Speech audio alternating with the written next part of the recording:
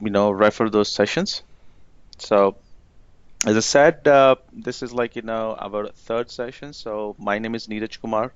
I'm lead cloud architect, and I'm also an MCT, Microsoft certified trainer. And today I'm joined by Lalit Rawat, who is Azure Master of the Month and also Manager IT Cloud. We have conducted more than 30 sessions on Azure Talk, and this is our 31st probably. And this is the session in series of for the beginners. And for the beginner series, we are going to cover Azure VM configuration overview and Azure VM monitoring and troubleshooting, and we'll get deeper into the compute section mainly, and Lalit is going to cover that from the beginner's perspective. In case you have missed our past session, in that case, please feel free to, refer those past session at www.cloudeasy.com. You can go there and you can look at the previous published sessions. You will be able to see it. Or, you really want to, you can, go to our YouTube channel, which is www.youtube.com/c/AzureTalk. There, you'll find your Azure Talk channel. So, you can go and refer all our past Azure Talk there. And in case you missed two of our beginners sessions, you will, find all those recorded sessions over there. Additionally, we also have our Azure Talk Telegram group where we answer a lot of questions, and we have community group. This is a community group with almost 2,400 members.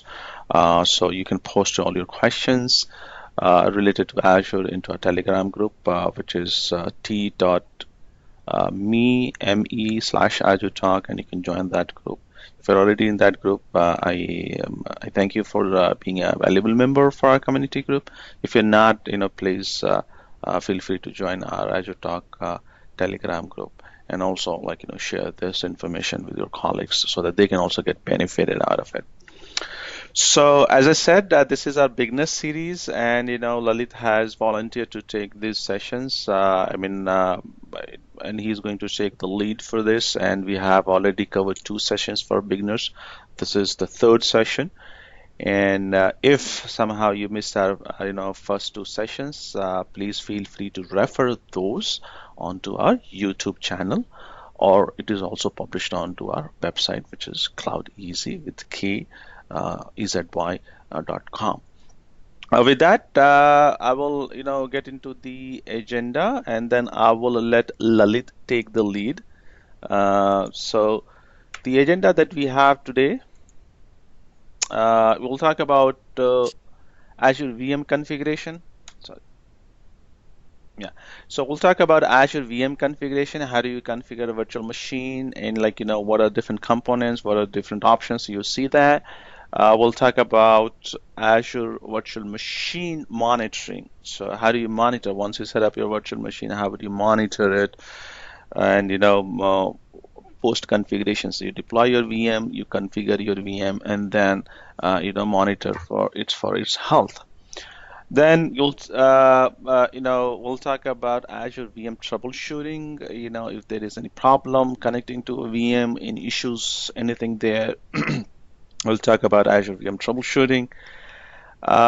Then we'll also, sometime it is, by mistake, if you have deployed your resources in a resource group and you want to move resource group from one to another, so that process will also demonstrate, and we'll also talk about how to move the resources from one resource group into another one.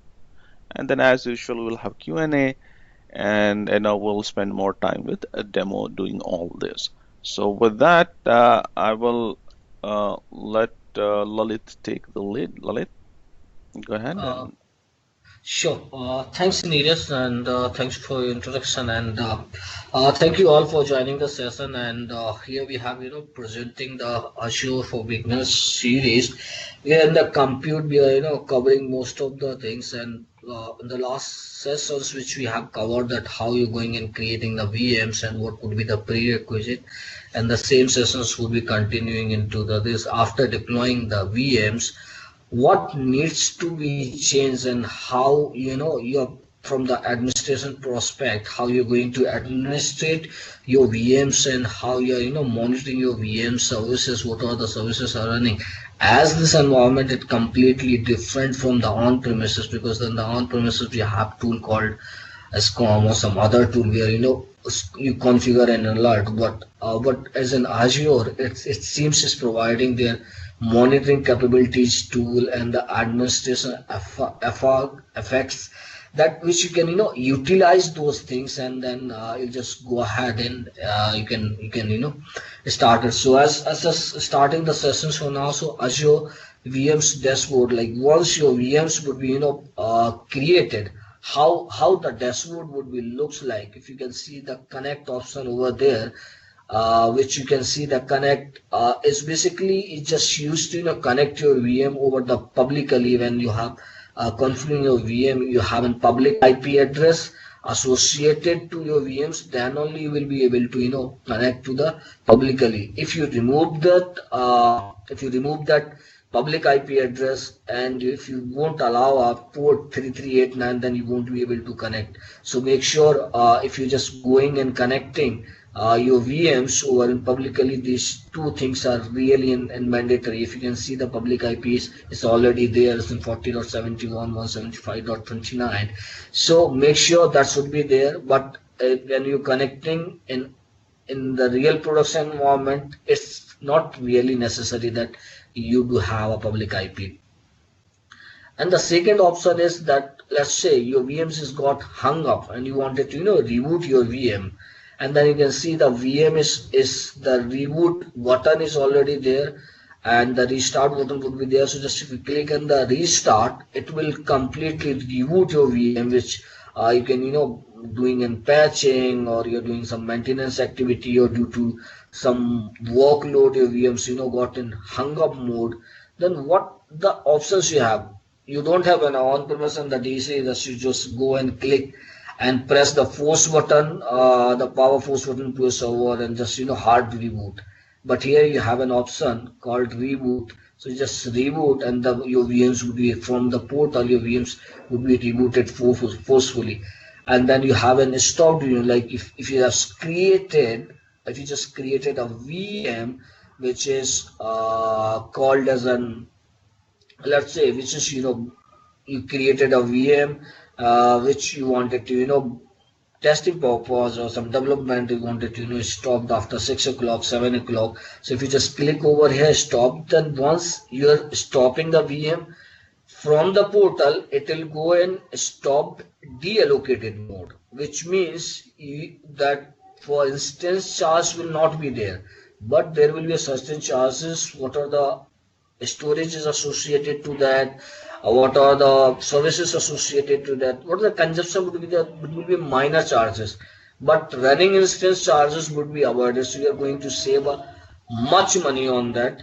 And if you just once stopped and deallocated, there's an option called start, which is in the morning you wanted to start your VM, so you just go and click on start button. So these are the three options: start, restart, and stop, are really a major works in the Azure that everyone wanted to do. But there is one more thing which you have to remember, that if you just go logging to the VM and thinking of that wanted to reboot that VM or shut down that VM, your VM would be restarted as an OS level, or your VM would be started in shutdown state, but we cannot able to restart from the OS level. You have to from the portal. It just go in stopped mode. It won't go into deallocated mode. So whatever the charges you have, the charges would be applicable as a running instance. So if you So, wanted to save the charges, yes, yes. yeah, Lalit. So there is a question from Ruksar. He's saying, is stopped VM billable? So Ruksar, if you stop it from the portal, that click on the stop button, which is shown over in the dashboard, then it's not billable for your compute. However, you will still pay for the storage charges, because your VHD is stored in the storage account. That you will pay, but you will not pay for the compute charge. That is if you stop it from the portal. However, if you stop it from inside the operating system, from inside the operating system, then you still incurring the charges. So if you really want to save money, please make sure that you're stopping from the portal or using, Azure RM stop VM command for that. Right, Neeraj. So as Neeraj has explained very well, so which I'm going to. So this is how you're going and saving for your test environment the money. So the next option would be as a capture. What would be the capture option? Like if you just see the 6 month back, that capture option is not at all available. And what does it mean by capture? Capture is the option that if you wanted to utilize, let's say you have a image, you have a VM which is having a SQL database, you configure a SharePoint or web applications and the production you're running it, and the same VM you wanted to utilize further, or the same image you wanted to utilize further. So for that, it just go ahead and capture that particular image, and once you click on the capture, you won't be able to use that particular VM. So make sure whenever you are using in capture option, just you copy the particular VM's disk and create another VM, and then you can utilize that capture option. So that VM would be completely capture that image and sysprep, and then you can from that image you can create another instance which is called as a specialized image. Specialized image nothing but like how your environment would be like this. If you have SQL Server, SharePoint, IS Server, all the applications, all the data, permissions, users, everything would be there. Same it is as my AzureTalk VM. So similar things would be there, but the customized image, there's another customized image with which you are getting with the sysprep, and it's a fresh installation. So don't confuse. If you're going for the specialized image, you just use in capture, but don't use in the production environment. Always do create and copy and then only utilize. So make sure don't utilize that option until unless you don't have the backup of that particular VM or you don't have the copy of that particular VM. Apart from that, from the portal or from the PowerShell command, you can capture that particular VM's specialized image, and then you can save your time. Let's say if you have a web applications running on this server, you don't have another failover servers, so which you wanted to make another same instance size VMs, and thus with the same configuration each and everything, then you can just go and capture the image and create a multiple VMs and add it for your fault Sure. tolerance or for your high availability. Yeah, so So there's this a yeah, so Lalit, yes, there's a question in the chat about the sysprep. So, the yes. question is, what is the practice? If I am to, let's say, if I have a VM, I want to capture it. Shouldn't we run sysprep first and then capture it? Yes, the best option is you have to run the sysprep and then capture it if you're going for the customized image. But Yeah, even though if you just click on the capture, that will be your specialized image. okay. Yeah, but in general, the best practice is to have a sysprep run, and then make sure that after sysprep you have to shut down your VM, you shut it down, and then you take the capture, and so that you can use it every time you want to use it. Because if you don't run the sysprep, it's rightly pointed out by Alpesh in the chat that you will run into SID problem, because SID is the unique identifier of each computer or each virtual machine basically that's get assigned. It's a unique one.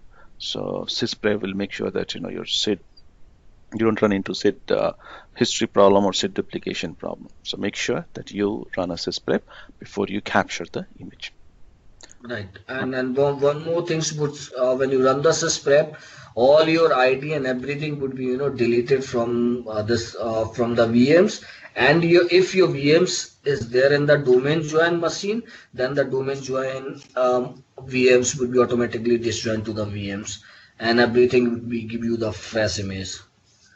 So let's move into the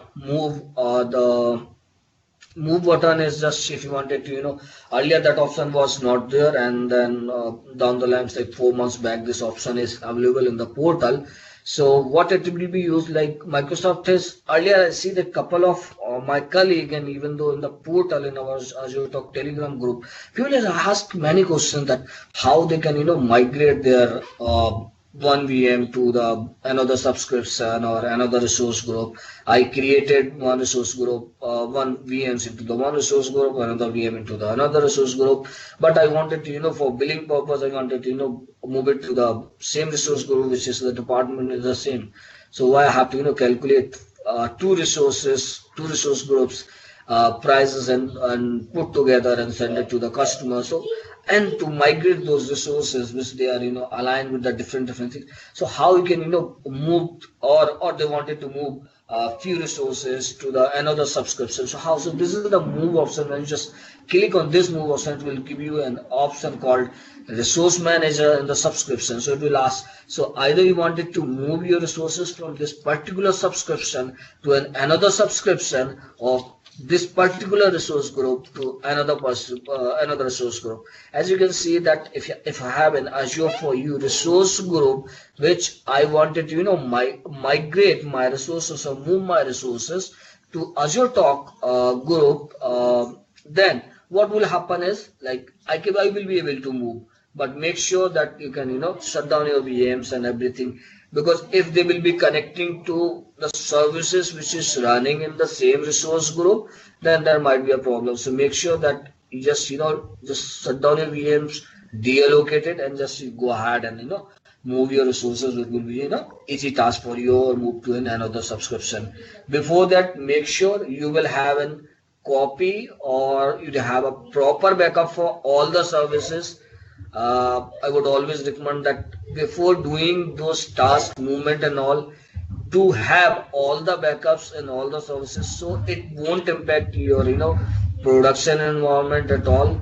Let's say if by mistaken or due to some technical difficulties your resources can't move to there, or probably some resources has moved to another resource group, and some of resources are there still in existing the same resource group, so then there is your complete environment is really complex, and you won't, again you have to do, again you have to rerun the same task. So make sure you have all the backup and each and everything in place before moving your resources to another resource group or to another subscription.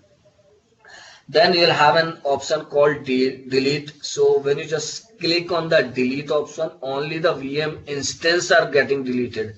Earlier what happened in the classic, or earlier down the line of 6 months, when you just click on delete, all the options, like all the associated services, they are deleting. It will ask that you wanted to delete in all the services, or you want to delete only the particular instance. So if I say yes, all the services has to be deleted, then what happened that it will delete all the services, but now only the instance got deleted, but whatever the disk, NIC card, your NSE group, VNet, which is already created and associated to a VM, they are called as a separate in each and every services. So make sure when I'm deleting in VM, you do delete, all the services, like all the services related to that particular services. Like in a VM, they'll have a multiple services or multiple services which is associated, the component which is associated to a VM. So you have to delete all those components. Earlier it is not there, but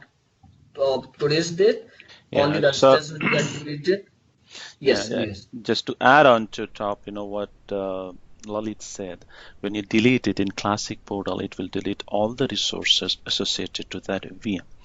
But when you do it in ARM portal, ARM is a resource manager, which means everything is an object, everything is a resource for you. So a VM comprises of a storage, that's a resource. So you have storage, your VHD, you have your NIC card, that's a resource. You have public IP of that NIC card, that's a resource. You have, if you have applied an NSG to that NIC card, that's a resource. So all this will not get deleted. Only thing that will get deleted is your compute instance of Right, your VM. right. Yes.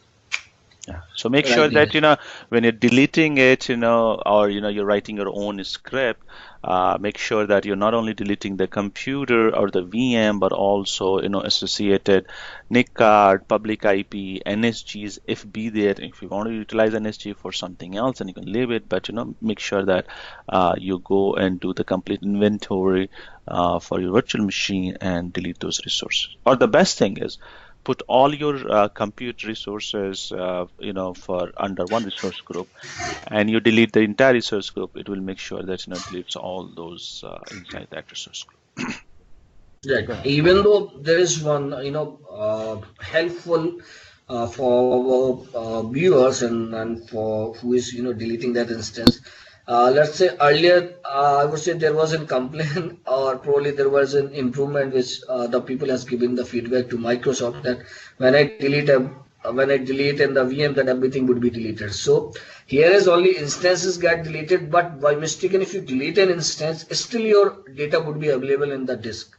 So you don't have the risk to, to delete all the things. To make sure before deleting, you should have all the backups and everything is ready. And if you by mistake has deleted your VMs, do not panic. Still you have your VSD disk which is available in your resource group. You can, create the image from your SDD.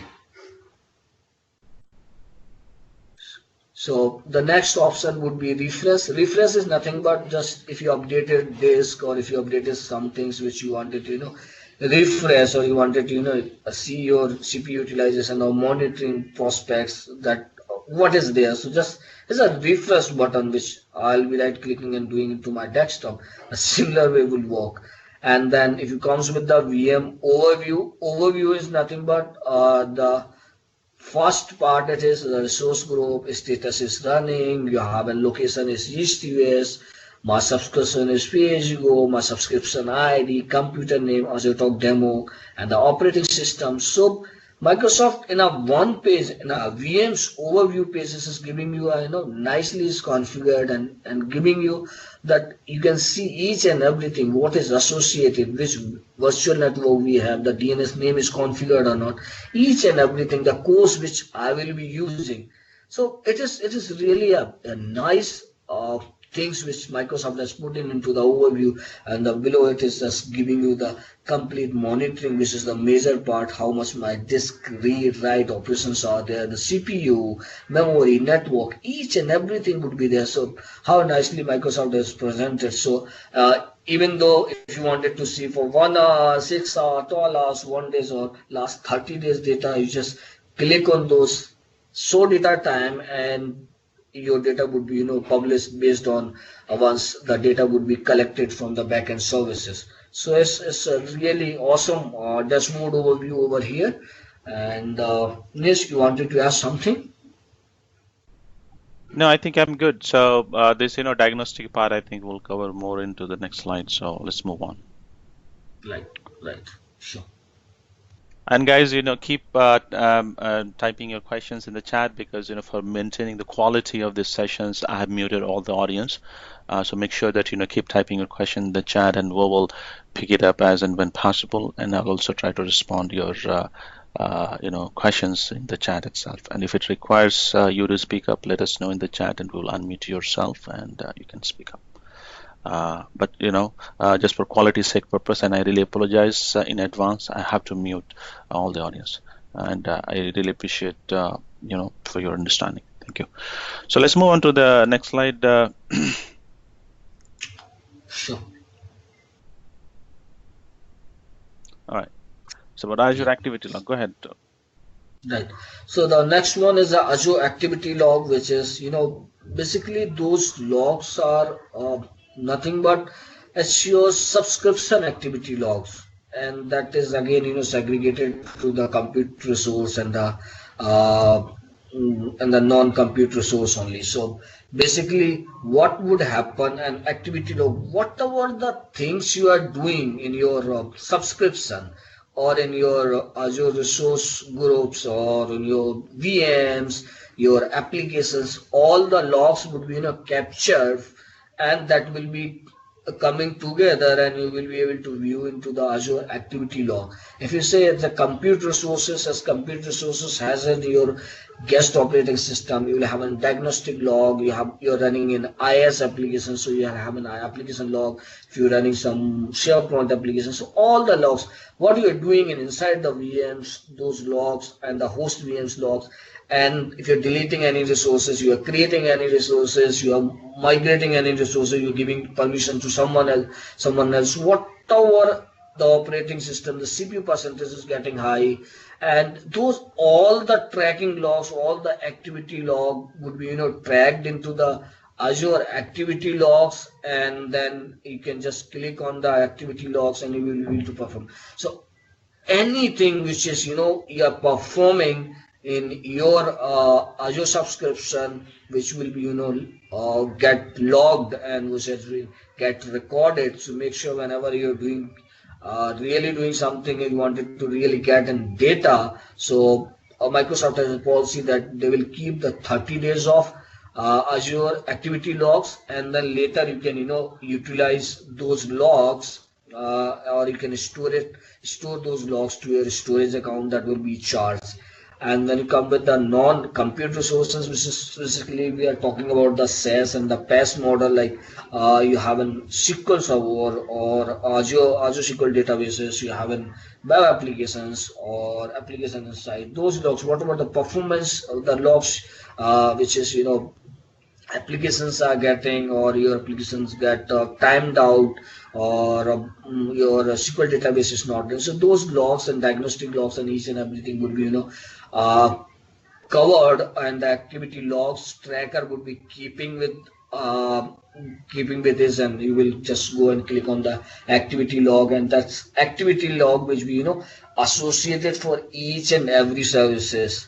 So whenever you just if you're creating a VM or application, anything which we just click on the activity log, and then you can segregate for what are the logs you are looking in with. So when the demo will go Yeah. more into depth. So Yeah. like, I mean, compute resources, the compute supports the diagnostic log. So diagnostic log is where you will get maximum amount of information about the guest operating system, and that's where up to that layer we have access diagnostic log.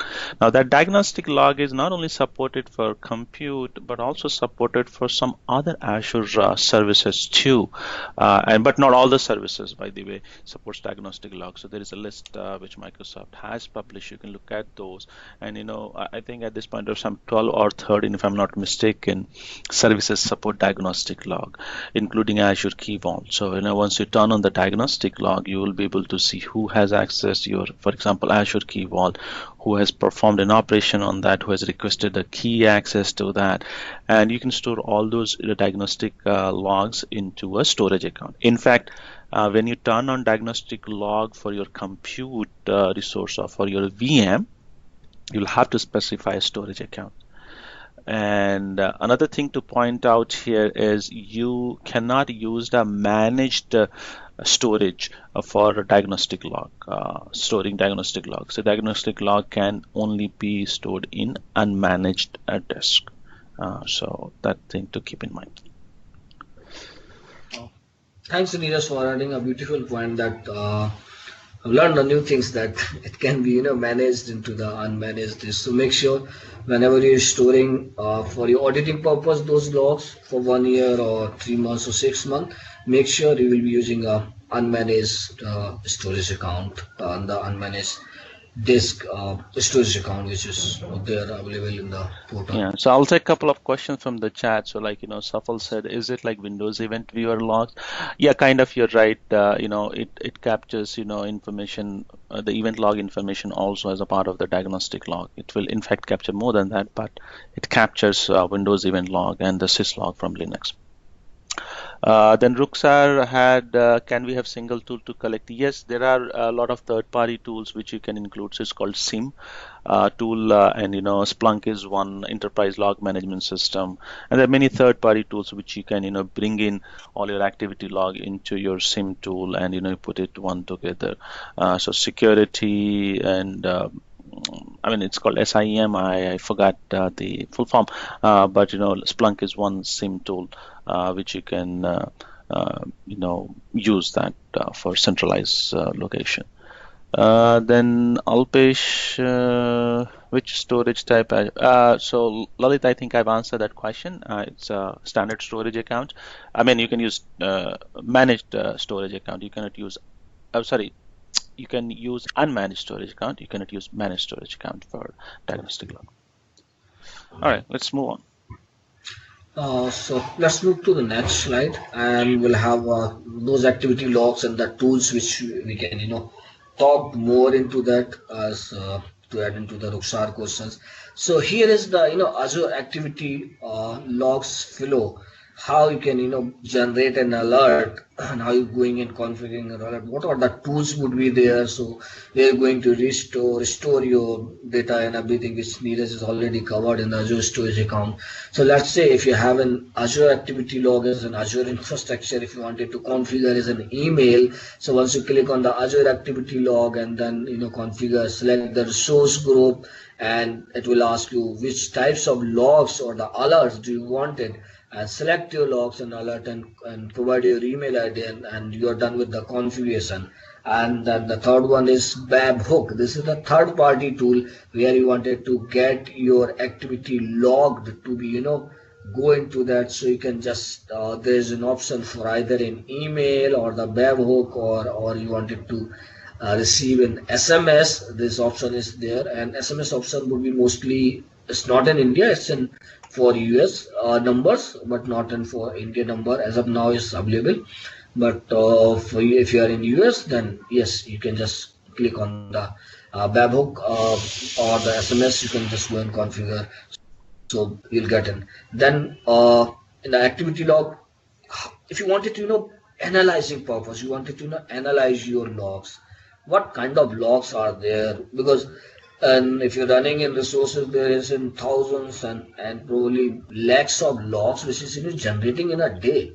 How you can utilize those log and use for your analyzing purpose. So Azure activity log has an option that you can store those logs into the storage account, and from there you can integrate your Event Hub or Power BI or OMS log analytics. This is an option, so you can send those log and configure those services, so which has been already categorized. Few of the services, just these logs will go, and as per they will build in report, so you can analyze from which email ID how many operations has been performed, from which ID or which people has done.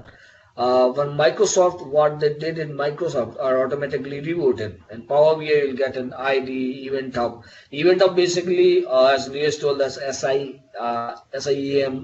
events to manage those, to integrate with QRadar or integrate with another third-party solution. So you wanted to know. Yeah, so Store your like logs into the you storage can, account. yeah, I mean, Event Hub could be used for like a lot of purposes. Let's say if you want to do some kind of analysis, and it could be driven there. You can push all the information in the Event Hub. From there you can consume it. And plus also there are some third-party tools, like for example Splunk. So if you want to really integrate, so there is SIM integrator tool, a software which you can install on-prem, and that tool can pull the information of activity log and bring it to your on-prem tool, a SIM tool, which is like Splunk. Splunk. I keep referring Splunk because Splunk is what I know I've worked on, but there are other third-party tools also which provides you those information. So Microsoft has it's called Azure Log Integrator, if I'm not mistaken. Yeah, Easy Log Integrator. So you will install that Easy Log Integrator on-prem, and it will connect to your subscriptions, pull down all the activity log, and push it to your SIM tool, whichever SIM tool that you have. So that you can do in addition. So Power BI gives you ability to visualize, how many users have, what kind of activity is happening, the most number of activities start and stop of the VM, or who has created how many resources, whether it's a database resource, and which is number one, number two, all those kind of visualization you can use in Power BI. OMS log analytics, you can do an analysis in terms of the data, and look at the trend and trend analysis, all those kind of thing. Or you have to really want to query, so you can do in OMS log analytics instead of putting in SIM. So I mean, you can think about OMS log analytics could be your SIM, could be. It's not the exact replacement, but it could be your SIM where all information gets stored there, and you perform an analysis on top of that. And then finally, you have Azure Storage, where you can store it for compliance purpose or for archival purpose. If you want to store that, you can also do that. So these are some of the ways to consume your activity logs.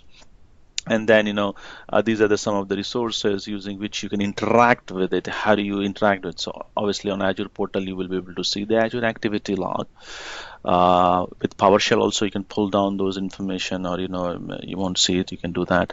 Azure CLI is another one which you can use. And then finally, Microsoft also exposes REST APIs, which third-party tools can make use of that to bring information from Azure activity log into its own repository.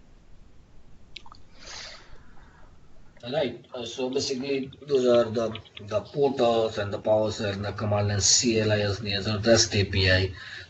If you have your own customized, analysis of applications, then you can create another REST API tools, and then send those activity logs to your tool particularly.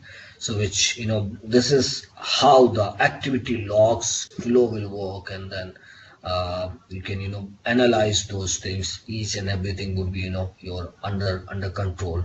Yep. So yes. All right, Yes. good. So let's move on to the next one. Right.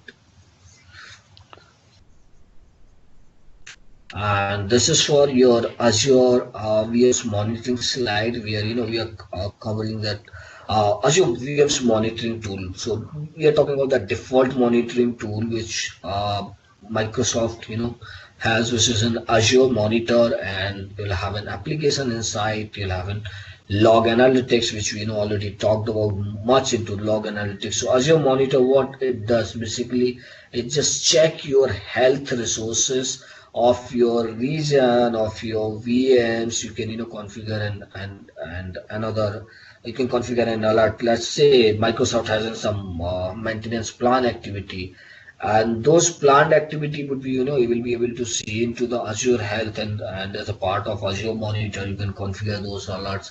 So it will be monitoring your VMs alerts and everything. And then application insights, as its name it is showing, that application insight would be used for your IS applications or for your web applications which you configure, and you can you can see the live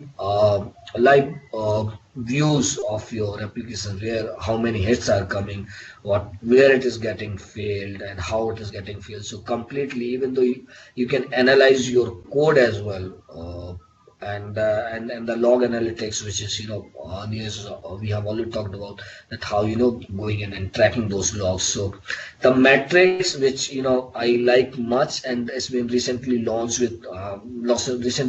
like 3 months back or 2 months back, and then comes into the GA, and which has a more capability. So basically it is just going and tracking your performance of your applications, and it has a capability to notify an issue, configure your automated action through your automation account. You just configure something. Okay, let's say if my VMs is perform that much high, then you wanted to auto upgrade instance, or you wanted to reduce, or you wanted to add in another disk. Let's say whatever.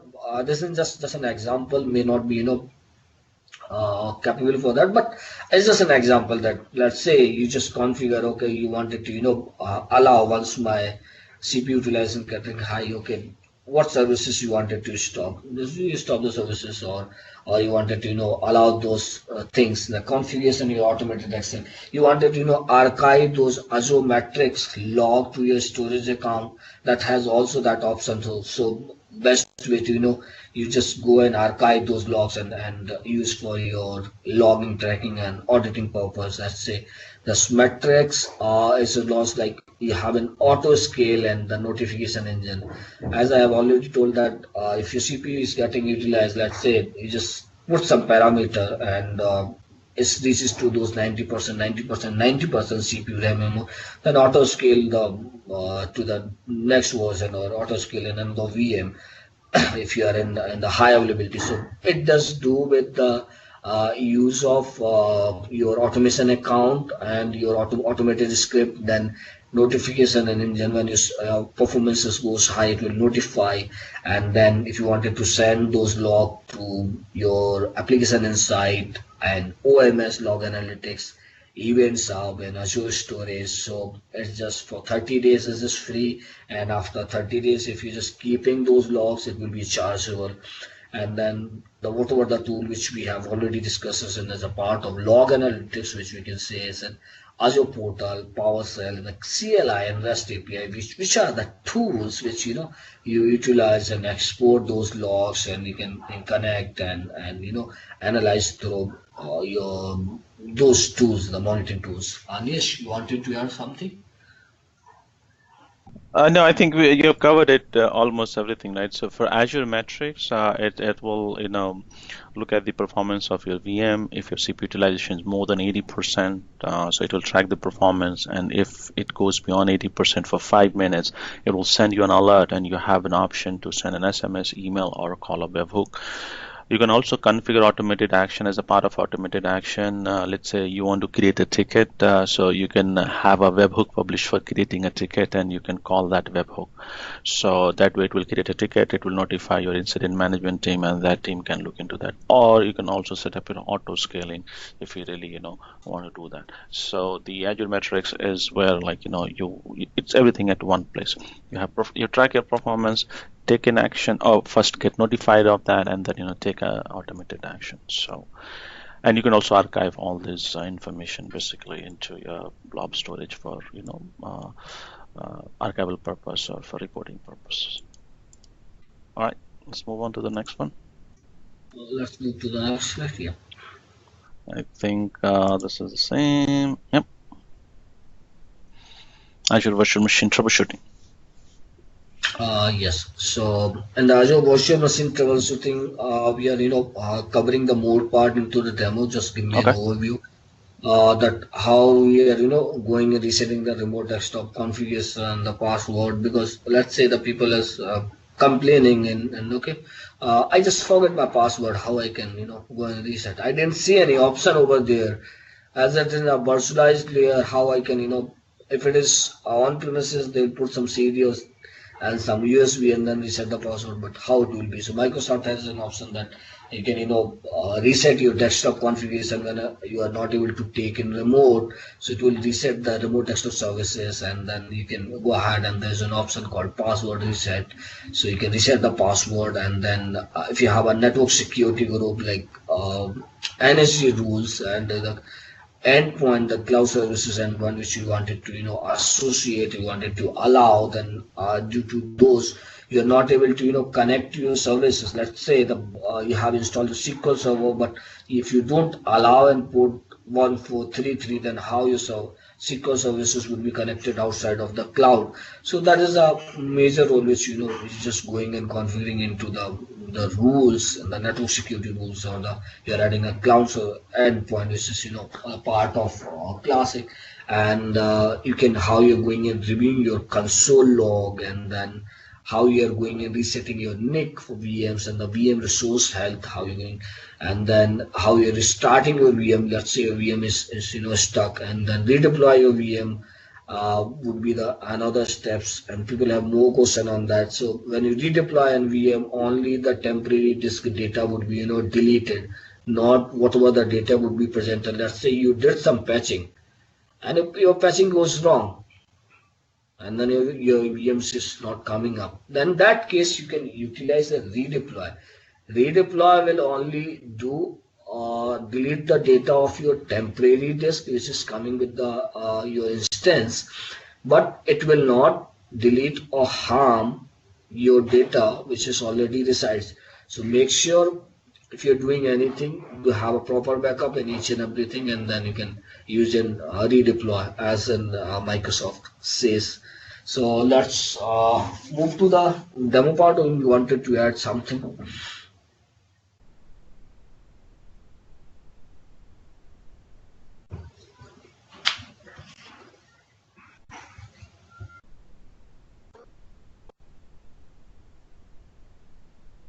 So let me share my screen. Sure, Alpesh. So I'll basically redeploy option is nothing but when your VMs just got corrupted and you wanted to utilize the same VM, like as just work as in your specialized image. So when you just click on the redeploy option, you will be creating the virtual layer, the network configuration, and the other part, but your VSP would be the same. All your operating system would be the same. So basically, each and everything would be the same. Only the temporary drive data would be This is a deleted, and request. This is a request. If you're not speaking, please put yourself on mute. Please. Okay, go ahead, Lalit. Sorry, I muted the person. yes, and always I'll be this option will be covering more into the our demo part, okay, and how we can utilize this option, and I'll show you that option into that. So which will be helping most of the IT members to that I have seen couple of people they say I have in SQL databases whereas we have an 20 terabyte of disk. If I do the patching, what will happen? If patching is goes wrong, we don't have backup to take the backup for that. That will take 8 hours. So you can utilize this option and save your time. As anyhow your VMs has got corrupted, but if you utilize this option and works properly, your VMs would be up hardly in half an hour or 1 hour. So which you can have a good option over here. Yes, I'll talk about this because redeploy option is people are having more questions. So let me talk about more into the demo part and the troubleshooting part, and let me show you over there. So what are the capability of this redeploy? And I would say like people has observed when the Microsoft has run this maintenance activity which is already there, like due to some security vulnerability, Microsoft has giving an option that they deployed the patches, and if any patches goes wrong, this is an option called redeploy. So that is the reason Microsoft is giving you the option that redeploy, that if anything goes wrong, your VM is corrupted, then you just redeploy the same VM with the same configuration, but the newer layer. Yeah, so Lalit, why don't you go ahead and share your screen, and we'll get into demo, and we'll take a couple of more questions, and then Sure, I'll be sharing my screen. And guys, if you have any question, you can unmute yourself and ask your question. Hello. Yeah. Hi, Sari here. Yeah, I have got one question about Active Log. So once you enable Active Log, is it free or is it chargeable? Well, activity.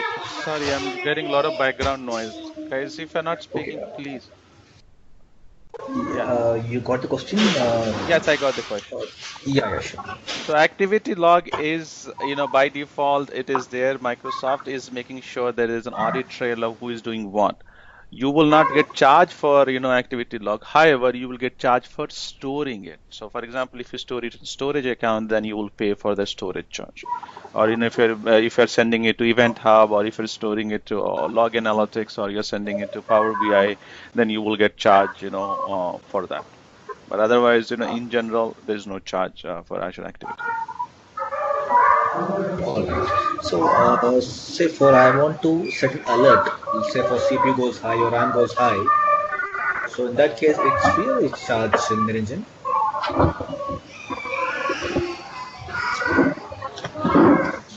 Requesting you to please go on mute. Thank you so much. Hello. Yes. Yeah. In case I need to set an alert, say for CPU it goes high or RAM it goes high. So in that case, say for I'm going to set an email address for getting an alert. So in that case, is it free or is it will be chargeable from my account?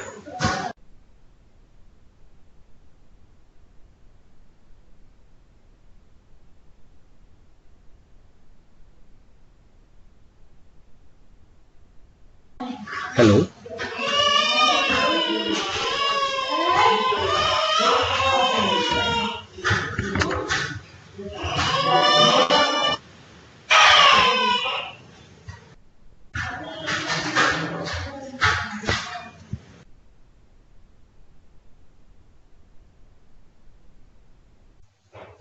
Hello.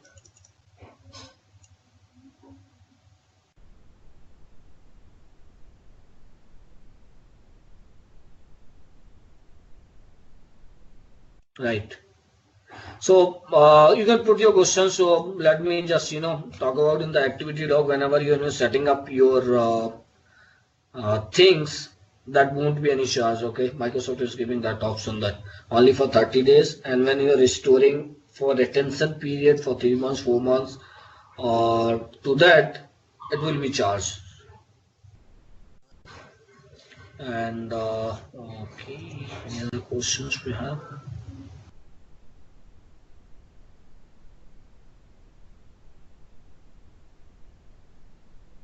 So fine. Let me just move to the demo part, and let me start with the demo. So let's say if I wanted to connect to the, let's say if I wanted to connect to the VM which is already there, and I wanted to utilize this connect option and wanted to connect to the VM and go inside to the VM and wanted to see how it is, how the VMs looks like, and if I wanted to see the start log, restart, stop, which these are the options would be there which we'll be exploring in the part of demo. Let me just click on the connect part. Once I click on the connect, automatically, if you can see that AzureTalk demo RDP file would be automatically downloaded. So once I'll just click on the RDP file and let's say connect, and before to that you can see that I have a public IP address which is already configured here, and the same public IP would be there. And if you just click and show into the more details, and we'll say what are the things you wanted to check. So let me just click on the connect. Once I click on connect, let's say it is asking me an user ID and the password.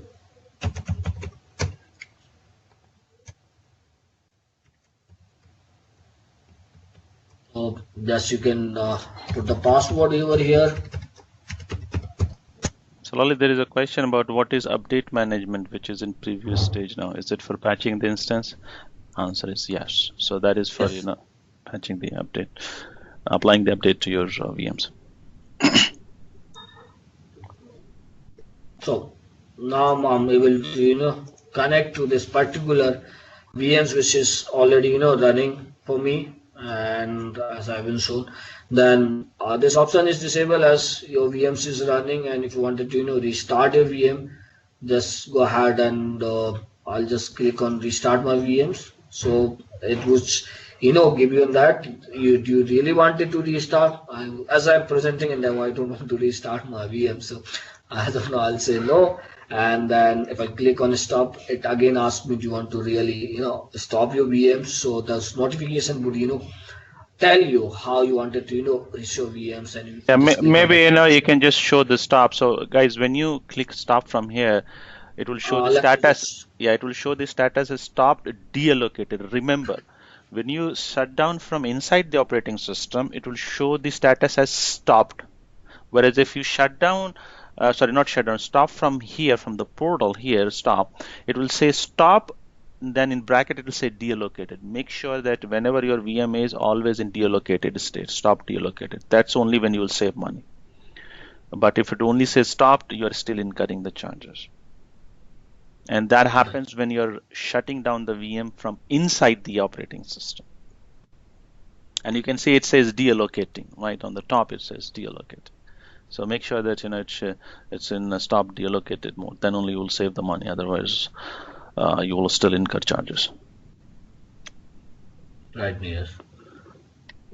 So make sure this will be delocating, and then if it comes with the overview, here is my resource group name, my VM name, operating system is Windows, and then my size, the VM size would be there 1B CPU, 3.5 GB RAM, and the public IP address name would be there. In which VNet it is there, either I didn't configure I'm using the Azure DNS, so as a use of the subscription and the subscription ID, you can see the CPU average usage, which 0. As I'm not running any services, it's been 1.01, and then network bandwidth, how much network the sources is connecting the services which is inside and the outside, which would be there. The disk read and write operations would be there. Okay, what would be the read and write operations would be there. So these are the options would be there, and then disk operations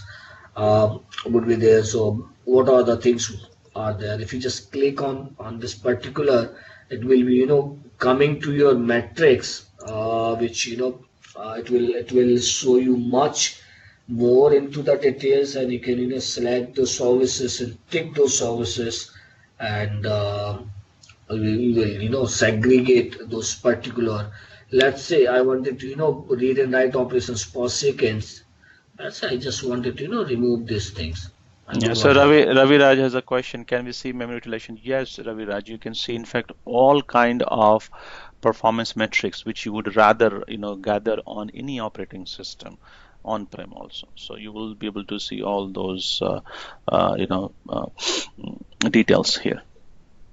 Right, and even though if you once click on the matrix, or let's say you wanted to see in CPU utilization, here it is. You can select both. Consumed and the credit is remaining. The data would take some time to publish based on that. I have an high data, and even though I deallocated my VMs, that might be the reason data would not be good. Let's see, it is getting published here. This is the basic line. So it will take some time to publish the data, the CPU utilization, as my VMs is already in shutdown mode, no CPU utilization. So hence it is showing in the right. So this is the utilization of your metrics. So This is a diagnosis. Yes. Lalit, if you can go into the resources, yeah, Yeah. select the VM, yeah. And obviously, the question is memory allocated to the VM. I mean, it would be static. So, when you buy those VMs, right? So it depends on also SKUs that you have taken. So every SKU has certain amount So of memory. you'll get the memory would be here. Yeah, so those memory is assigned dedicatedly to your VM. But if there some exception is there B series, which is burst stable, that's where Microsoft will allocate memory dynamically and up to the maximum. But otherwise, all the VMs get the assigned memory static. Right. Go ahead. Sorry. So let me just start my VM again, and then just I'll come in this option in the last, the So move. yeah, so if you meanwhile, if you can show the status of the VM as it stopped deallocated, so that would confirm that. So and yep, you can see it says stop delocated. So now if he starts it, it will go ahead and start the VM. Right. I just restarted the VM, so now it is stopped and delocated. And let me just start my VMs. So it's just starting the VMs. It'll take some time to start. So make sure your this would be would be there, and even my remote desktop has already got disconnected. So next one will be going and moving to the Azure activity log. So here is the logs which I perform. Let's say my ID is rcloudweb@outlook.com. It is showing that 3 minutes ago I just stopped and deallocated my VM, and then just now, not even 1 minute, I started my VMs. So you can, if you just wanted to click on this logs, you're seeing the date and time, the ID, event ID initiated by. So you can utilize those. And then JSON template is the more details. Here you can say perform call this ID is the operations logs, and this is your management core layer, and then apart from that, a couple more other things which if you just go into the more details, if you need it, you just utilize that JSON template and copy it and check it what are the resources or the services which has been stopped and restarted and all. Then the similar goes to this. So apart from that, as we have already configured that log analytics, if you wanted to this, you wanted to read into the log analytics, you have to click into the log analytics. The same logs would be getting over here, and then you can read those logs uh, from last. So in last 24 hours, there is number of activity which is performed in this particular resources is 158, and once you click on that, you'll get in analytics and the filter. If you just click on the filter, it will say last 30 minutes logs, you wanted 6 hours, 24 hours, the custom logs.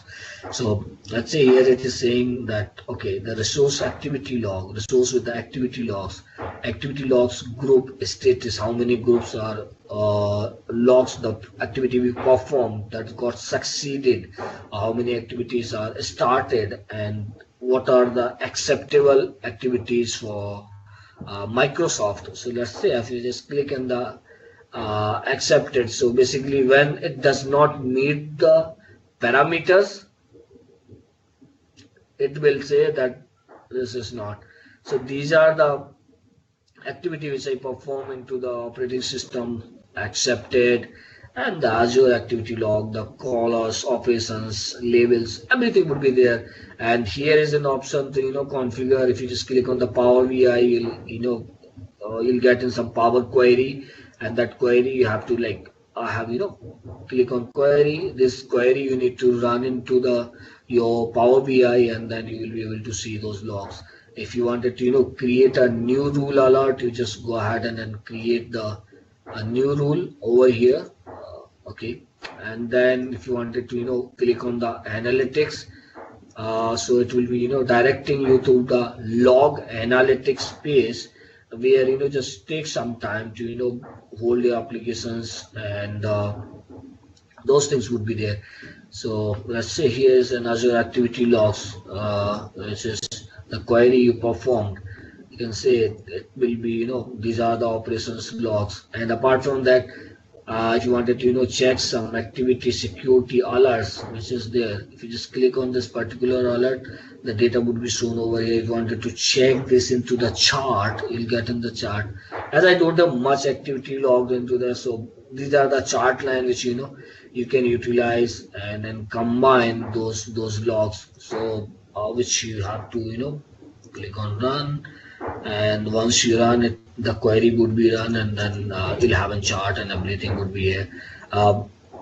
So also would be there, and the Azure activity logs.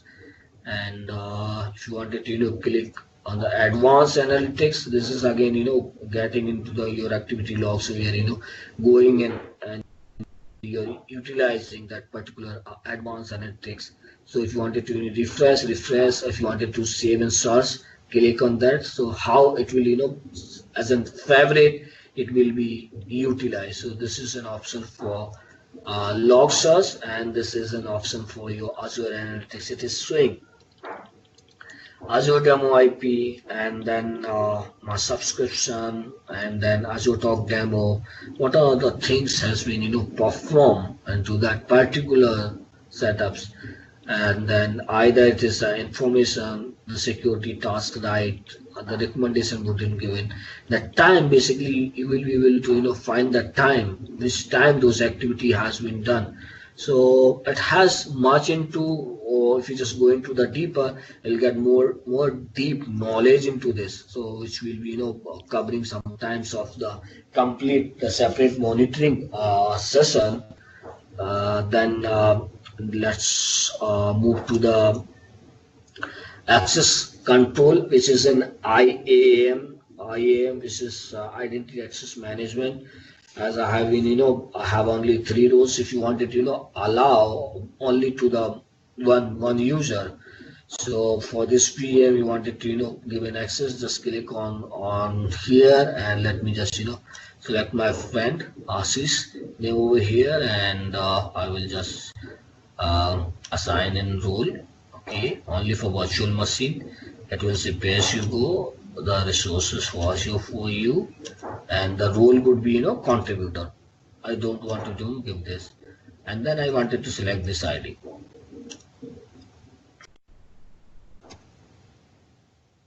So it has been already selected. I'm just going and saving this.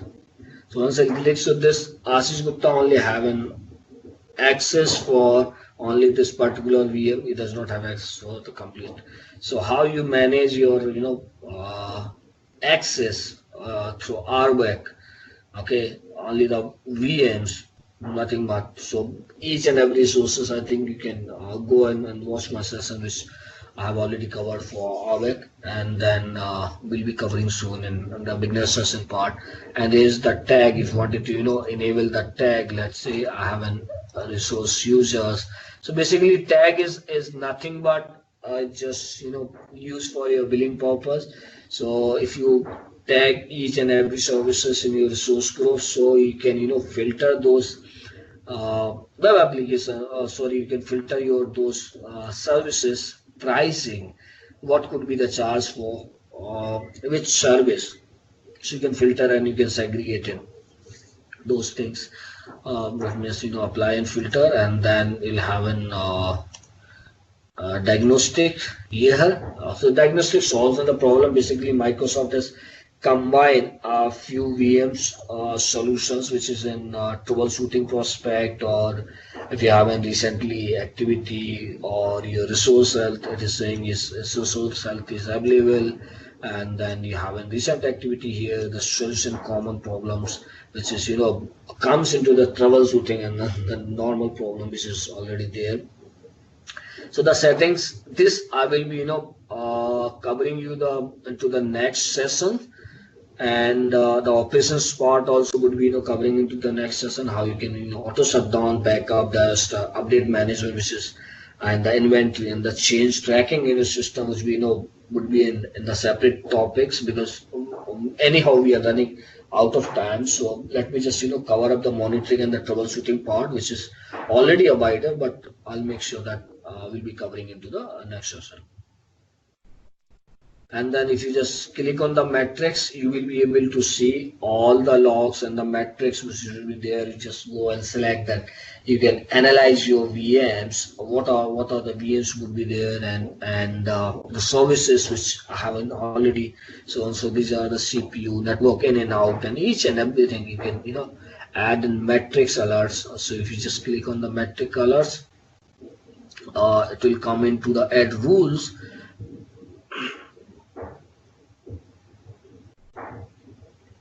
Let's come this piece. Let me just take some questions if anybody has. And so I'm answering this question, so. Yes. Yeah, maybe you can show a little bit about instance level DR that Naveen has talked after this session, or maybe after you're done with this. Fine, I'll do that. So basically, is the rule name of your alert? Let's say AzureTalk demo alert.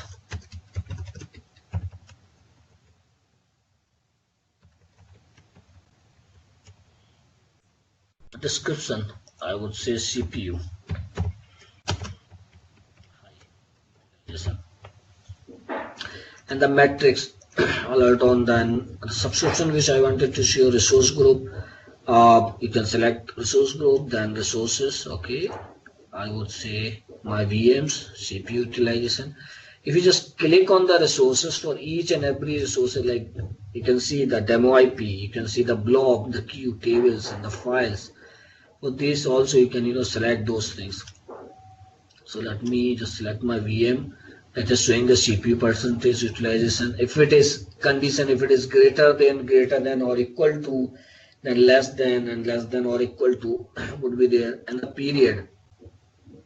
So period is measured like that your application is in every 5 minutes it just go high, and then in the 5 minutes it just come down. So you can just utilize those things, or when do you want it to get an alert? Basically in 10 minutes, every 10 minutes you'll get an alert. Okay, if it is goes high, or 15 minutes. Basically it vary on the organization to organization and the rules to rules, and depends on the servers to servers.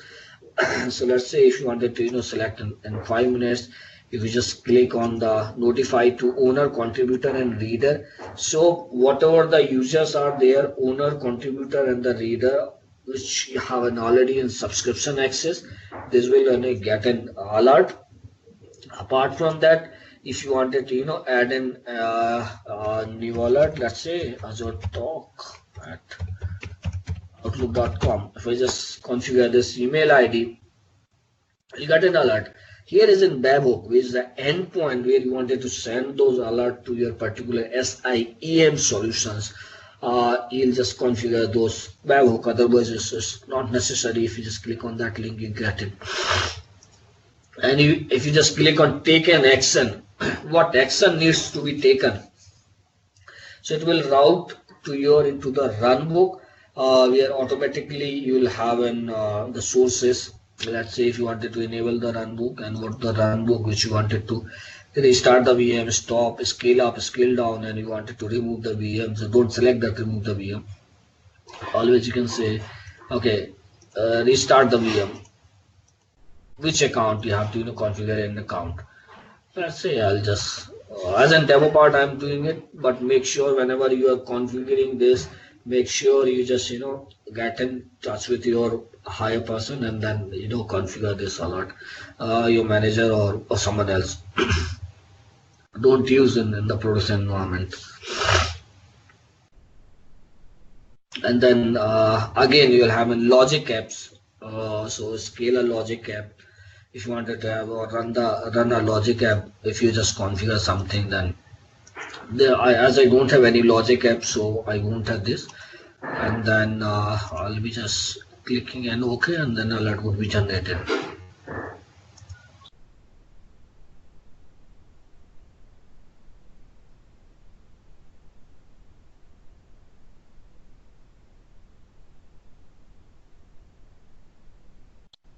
So once the alert would be created, the same things you will get an alert rule over here. So add metrics alert, the activity logs alert, the real-time alert logs. As I see, you can see that it's giving me a warning. Okay, let me analyze this alert. If you wanted to change and all, I don't want it to change, so make sure that you'll have a diagnostic settings over here. You have to enable the diagnostic monitoring, which collect those logs and will be shown over here, the OS diagnostic properly. So let me just get it enabled, these logs.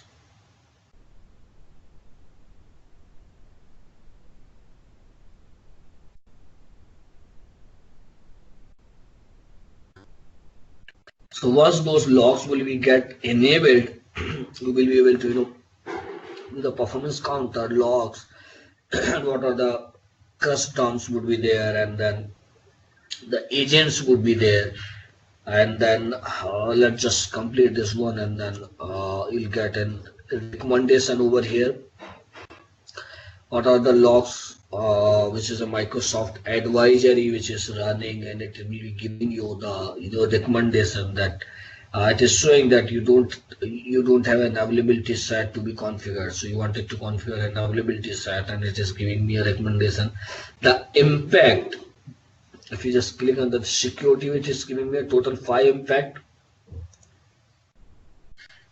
and 3 impact would be for my security. Let me just click on the security. What would be, it is showing that you have to apply in disk encryption.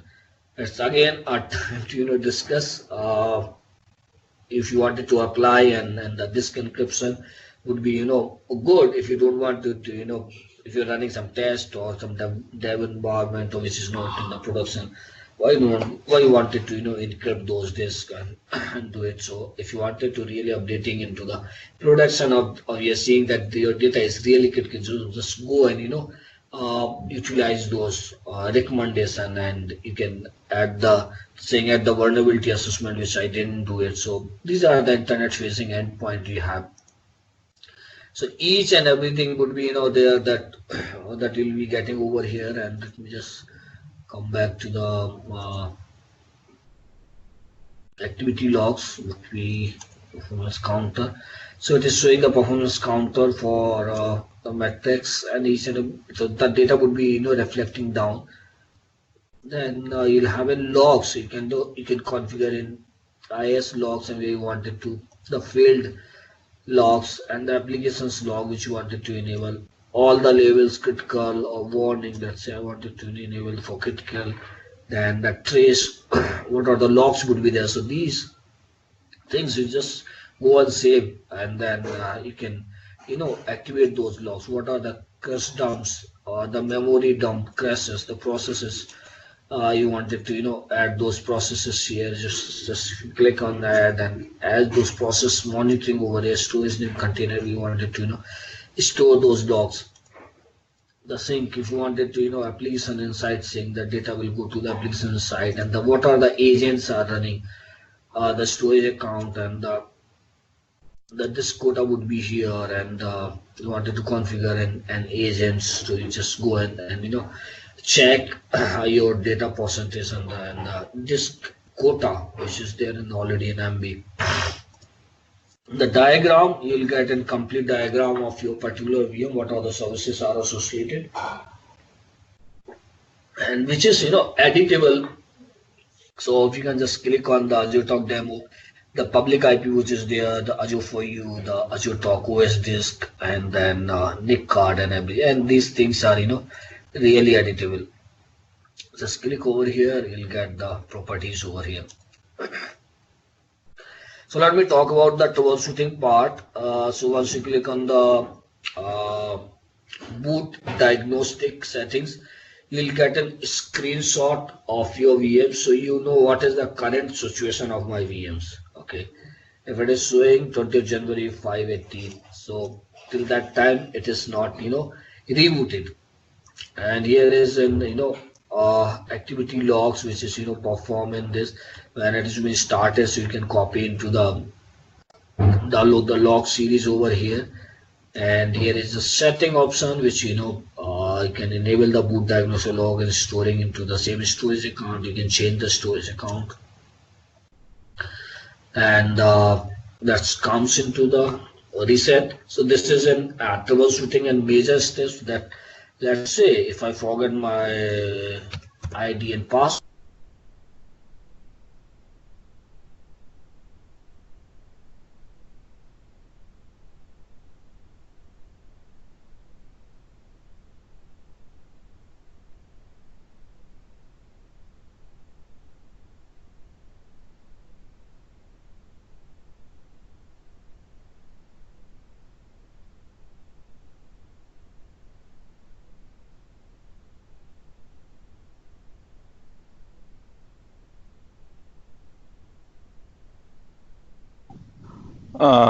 Looks like we lost Lalit. Drive is encrypted, and then the E drive is not coming up because of Azure recovery, like the vault. And then once you read, I've seen this issue because in my company we use CloudLink.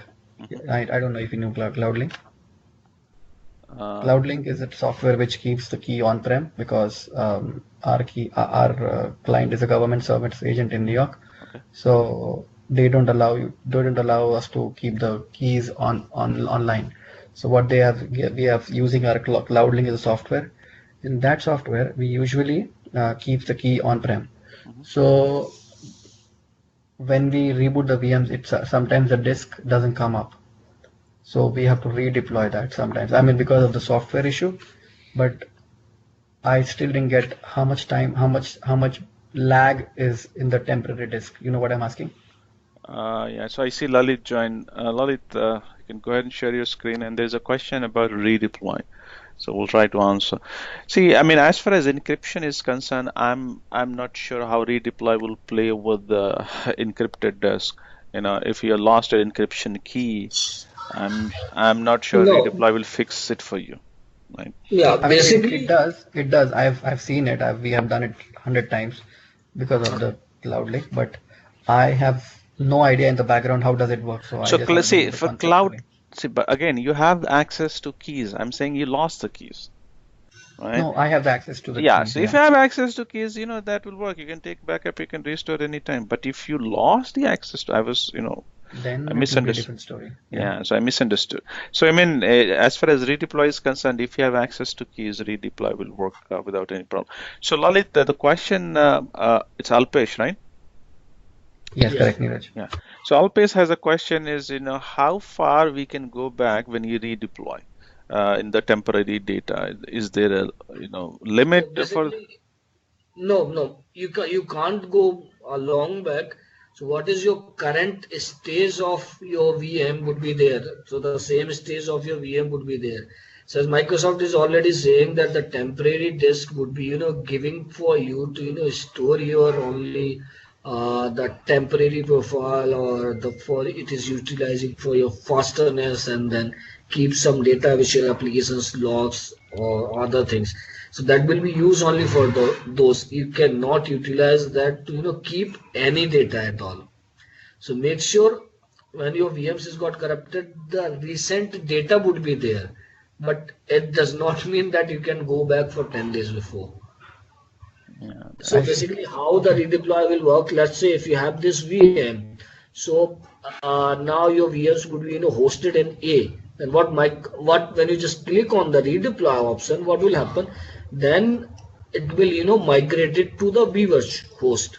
This is in Hyper-V, as it is mentioned over here. Yeah, I The think the temporary redeploy. Yeah, the redeploy. What it does is, if I'm not mistaken, it will redeploy the VM from one node to another node, physical node. So Microsoft will make sure that it is redeploying it to a different node on which the original VM was. So it will move the VM to a new node, Okay. and then it will power it on. And now, if your VM is already jacked up, and you already have issue of not booting up, even if they redeploy it, probably it will not also boot up on the second node also. Mm. Okay. It's not kind so of live basically migration, but it's like kind of quick Kind, migration. yeah, Kind kind of of. quick migration because it's a VM is shut down. VM is of no use, so it is quick migration. Yeah, so basically the disk that you will lose is your D drive, right? So temp disk is your D drive, correct? So that Yes, Microsoft yes, uses for the correct. soft disk or memory disk, that will get lost, right? But your operating system will be intact, and if something has happened to your operating system files and blue screen, anything is happening because of your patch and all this, probably that will not get fixed with the Yeah, redeploy. I don't think so. That will Yeah. not fix. Yeah, correct. So what happens if the patching if we start if the server is patched like they have like 10 patches now and in 10 patches 5 are applied and 5 are not applied but it got rebooted in between. So if it is not getting rolled back, so you know what is the option or we can contact Backup, Microsoft and backup, backup. Make back. sure that your VMs are backed up, and in Okay. case of there is a failure, always you can revert back. Hmm. Okay. right. So apart from that, like if you're using the managed disk, then there is an option called snapshot.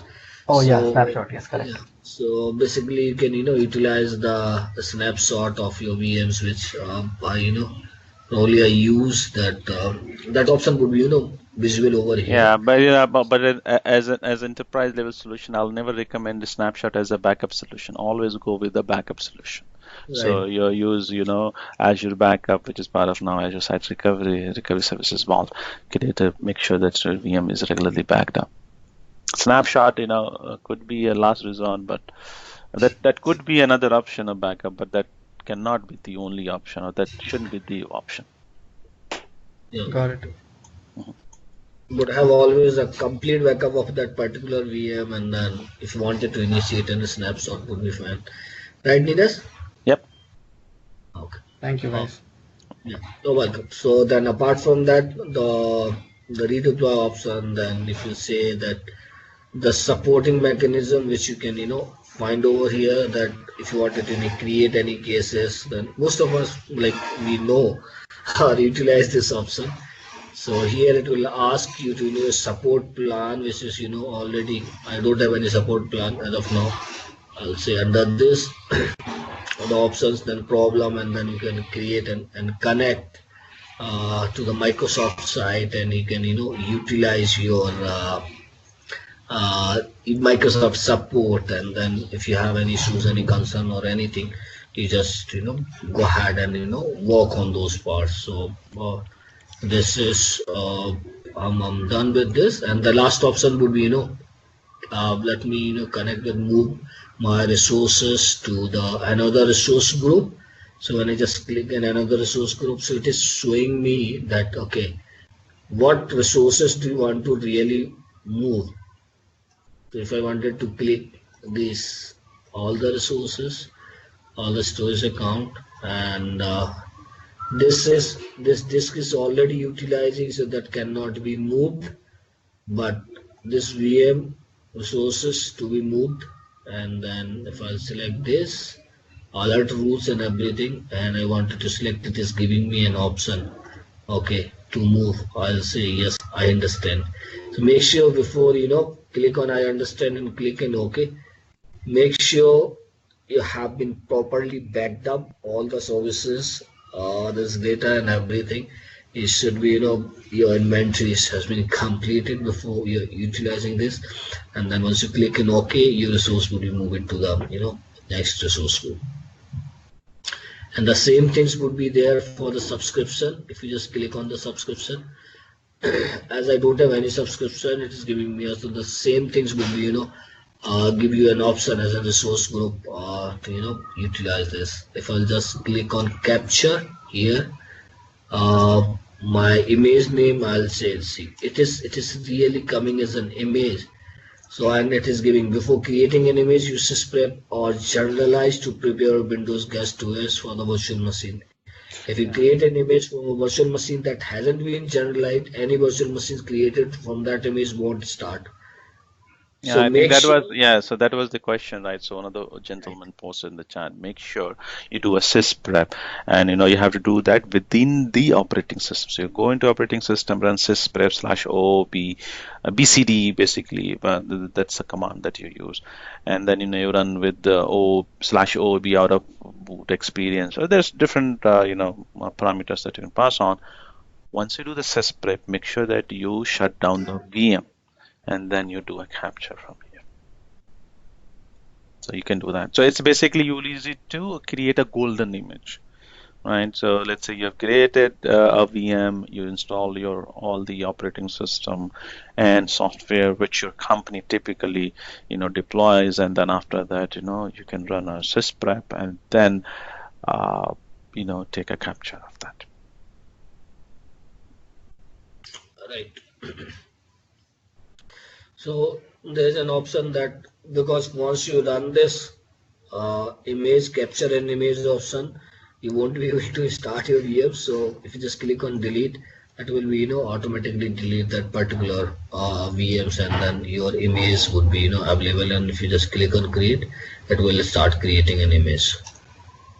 So make sure using this capture option, each and everything, do not use in the production until unless you guys have an approval from your managers or the high level.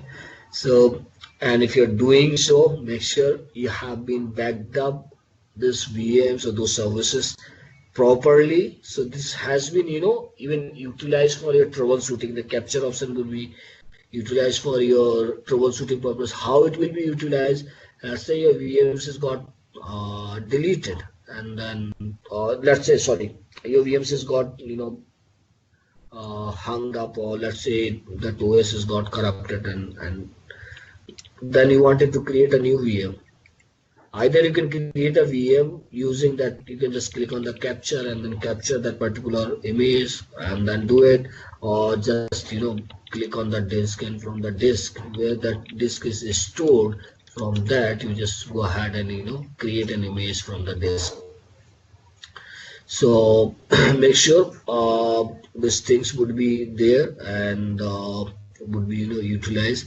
And the last one is the sizing, the VM size. If you wanted to upgrade downgrade our VM sizes. Let's Yeah, say so if I have basically, a you want to, I mean, usually people will use this term scale up and scale down and scale out and scale in.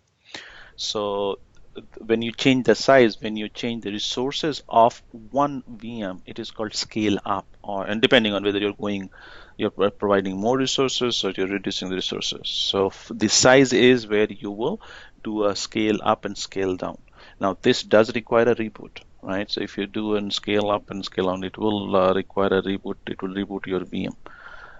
So that's why, if you have critical application, you will be building a solution which supports scale out. So basically, you will create multiple VMs. So VM skill set is a good example of a scale out application. I know you can run your application on that. So keep that in mind. Whenever you're doing scaling up, scaling down, it will reboot the VM. Go ahead, Liz. right, yes. So as I have explained in a better way, so this is the things which you wanted to scale up or scale down. Let's say few of the organization, like let's say Amazon or the Flipkart or other financial banks, where they have a seasonal sale like in the New Year or in say in Diwali, and they need an high utilized compute or the resources. Then at that time, what you can do is just scale up your VMs to the high level which is recommended, and then once, so the cost would be for 2 months or 3 months, and then once that seasonal is over, just you can downgrade to the similar size or the lower sizes. You can save your consumption or the services. So how you can utilize and save much money on this part. So here I have done with the demo, and hands over to Neeraj. Yes, yes. And anybody have any questions? Can ask. The auto scaling is same as what you're talking about. I mean, you can. So right now, I think Lalit talked about manual auto scaling. Manual auto scaling, but you can configure auto scaling based on the configuration. Consumption. Yeah. Yeah, you can do that. Yeah. Jerry, you mean when you do auto scaling, VM get reboot? Yes. I mean, see, in case of auto scaling, I'm not sure. We are talking about scale up or scale down. Auto scaling is typically where we create number of instances, so it's always scale out. In auto scaling, you will create, so for example, if I have two VMs to take care of my web server, and then it hits 80% utilization for 20 minutes, I spin up another VM. So now you have three instances. That's the concept of auto scaling. I don't think scale up and scale down is part of auto scaling. No, for example, D15 VM to sorry, I mean to say you increase the cores. So when you do that scaling, that Yeah. will VM get reboot? Yes, it will. Yes. Okay. And also remember, not all conversion would be possible. It will depend. There are certain sizes only which you can convert from one to another one. Right. So those Basic limitations. series will not be, part of that auto scaling if you have a VMs like A0, A1 or A series. But A2 series, from A2 series, it is, you can upgrade or downgrade the VMs. So basically, basic series, you won't be able to do that. But from the standard series, you will be able to, perform those activity and do that. So make sure whenever you are upgrading an instances, just shut down your VM, upgrade the instance and reboot the VM. So for that you need a downtime.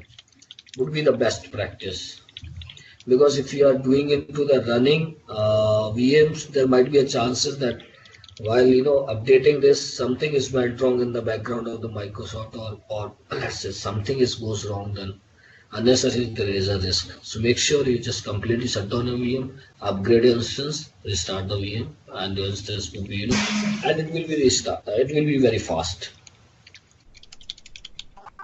Yes, yes. All right. Okay. So, Guys, can you hear me?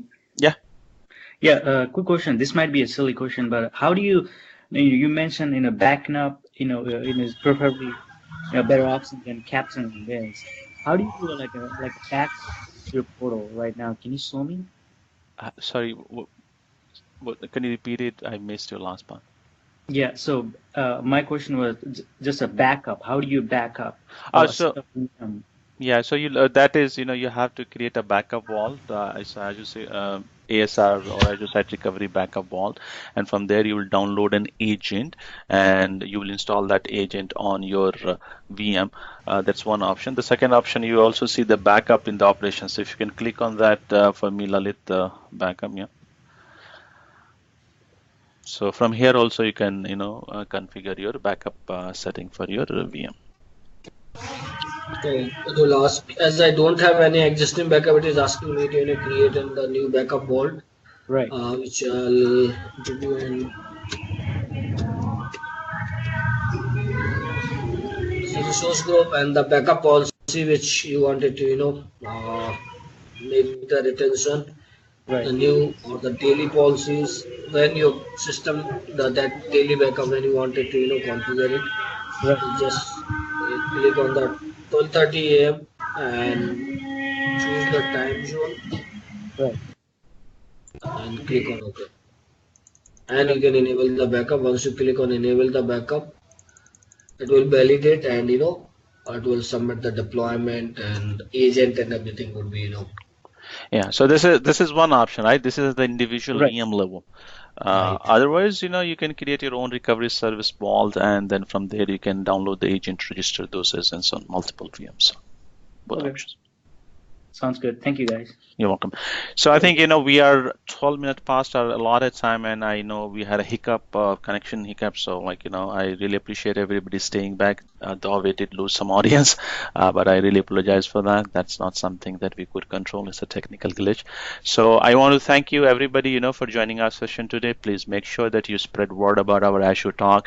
And if you really feel that, you're getting benefited, make sure that all of your friends and colleagues know about our Azure Talk.